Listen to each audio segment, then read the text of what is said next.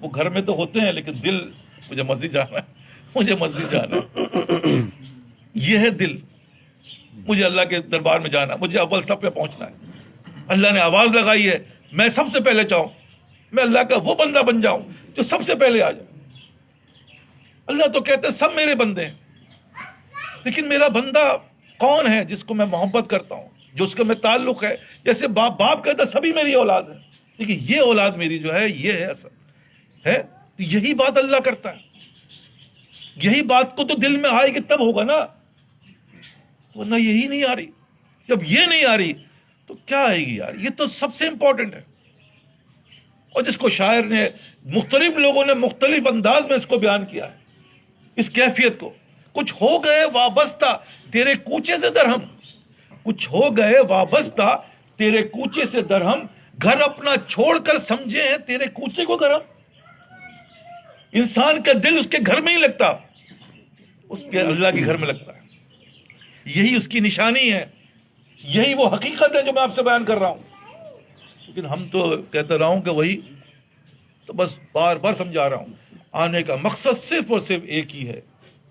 اللہ نے بہت واضح الفاظ میں بتا دیا کہ ہم دنیا میں بھیج رہے ہیں، دنیا میں امتحان ہے، یہ دنیا امتحان کی جگہ ہے، یہ امتحان گاہ ہے، یہاں بنانا ہے دل، لیکن طریقہ اس کا بار بار سمجھا رہا ہوں۔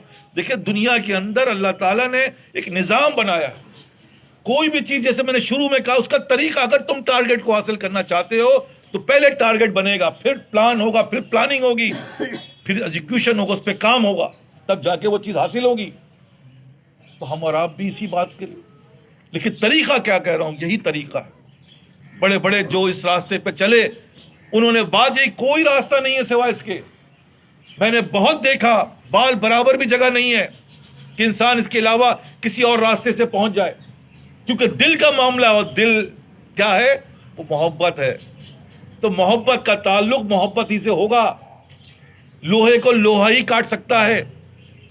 ہمارے دلوں میں اندر جو ہے وہ اللہ نے دنیا کی محبت ڈالی ہوئی ہے، اور امتحان یہ ہے کہ بھائی اس کے اگینسٹ کر کے دکھاؤ۔ یہ ہے سارا کھیل۔ پانی کا کرنٹ جو ہے وہ ادھر ہے اور اللہ کہہ رہا ہے ادھر جا کے دکھاؤ، یہ ہے سارا کھیل۔